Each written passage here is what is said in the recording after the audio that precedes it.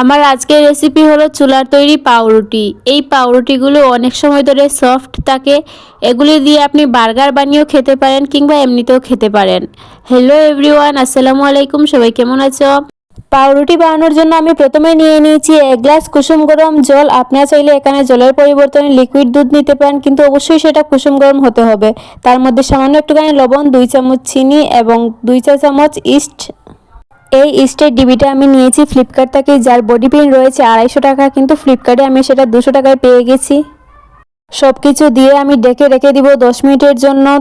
10 minute পর দেখেন east ফুলে ডাবল হয়ে গিয়েছে। তারপর এর মধ্যে দিয়ে দিব ময়দাগুলো অল্প অল্প করে দিতে হবে। অল্প অল্প করে ময়দা দিয়ে ভালো করে মেখে একটি ডো বানিয়ে নিতে হবে। ডোটা কিন্তু এতটা শক্ত করা যাবে না, অনেকটা নরম করেই বানাতে হবে। তারপর এর মধ্যে দিয়ে দিব কিছুটা পাউডার মিল্ক। পাউডার মিল্ক দেওয়ার কারণে ইস্টের যে একটা স্মেল রয়েছে সেটা চলে যাবে এবং পাউরুটিটা অনেক বেশি মজার হবে। সব কিছু একসাথে মেখে আমি এটাকে আধা ঘন্টার জন্য রেস্টে রেখে দিব।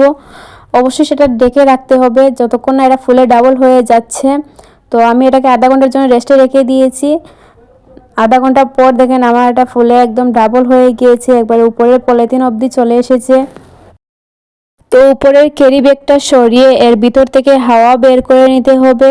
হাওয়া বের করে এটাকে আবারও 5 মিনিট ভালো করে মেখে নিব।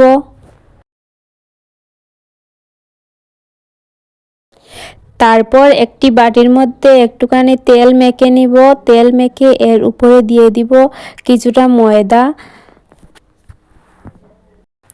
তারপর এই ডোগুলোকে গোল গোল করে শেপ দিয়ে দিব। আপনারা আপনাদের পছন্দ মতো শেপ দিয়ে দিতে পারেন, তবে এই রাউন্ড শেপটা করা অনেকটাই সহজ, তাই আমি এই রাউন্ড শেপেই বানাচ্ছি। এইভাবে রাউন্ড করে সবগুলো বল আমি বানিয়ে নিব। সবগুলো বল বানিয়ে আমি আবারও এটাকে 10 মিনিটের জন্য ডেকে রেখে দিব। 10 মিনিট পর দেখেন এটা কেমন ফুলে ডাবল হয়ে গিয়েছে। উপরে একটা সুন্দর কালার আসার জন্য আমি এখানে গরুর দুধের মধ্যে সামান্য একটুখানি চিনি গুলে উপরে দিয়ে দিচ্ছি। আপনারা চাইলে এখানে ডিমের কুসুমও ব্যবহার করতে পারেন। তারপর 10 মিনিট আগে থেকে কড়াই গরম করে তার মধ্যে 2 কাগজ দিয়ে দিয়েছি। তারপর এটাকে বসিয়ে 40 মিনিটের মতন জাল করে নিব। 40 মিনিট পর আমার পাউরুটিগুলো তৈরি হয়ে গিয়েছে। তো আজকের ভিডিও আপনাদের কাছে কেমন লেগেছে অবশ্যই কমেন্ট করে জানাবেন। আজকের জন্য বিদায় নিচ্ছি। আল্লাহ হাফিজ।